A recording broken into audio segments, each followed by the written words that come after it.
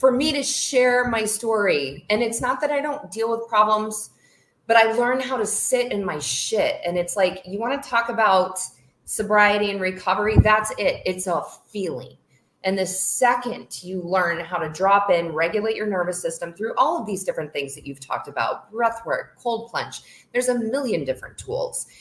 When you learn to be with yourself and acknowledge and love all parts of you, integrate them, and then when things arise, deal with it.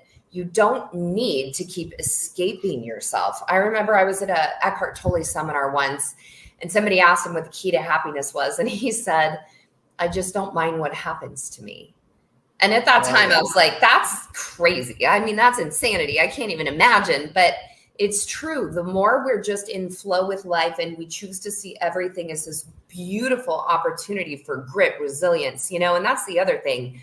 Resilience is great, but grit is beautiful. Like even going through my divorce, I'm like, okay, bring it. 3D chess. How am I going to maneuver this? It's like you make it a game instead of that victim mentality. Poor me, this shouldn't have happened. That, nobody feels in that shit. Stop it. I'm sorry. It's like, meet your grief with reverence. When I'm holding space for somebody going through something, I am all there with them in that feeling, in that grief.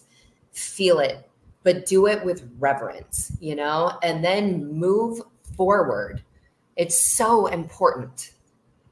I noticed in a lot of your writings and online, there's a very big lean on self-love and really taking care of yourself. Is that kind of the foundation for what you do? It is. So after I went to rehab initially, there was a period where I started drinking again, and it got really bad. At the time, I was dating a guy that played for the Yankees. So then we were down in Tampa for spring training. You just had all the sports teams, I guess, right? You got the football, you got the baseball, you got.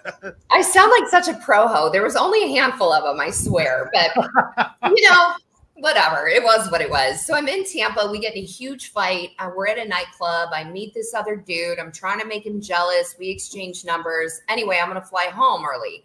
So I get a room at the Intercontinental. I text this dude and I'm like, hey, meet me for dinner. I really didn't want to be alone, but I didn't necessarily want this new guy. And I wanted to make the other jealous. And it was just a myriad of bad decisions that came from a place of really a deep brokenness, emptiness in me. So this guy shows up. I had 2 glasses of wine, which for me, that was like breakfast, so I was, for all intents and purposes, very sober.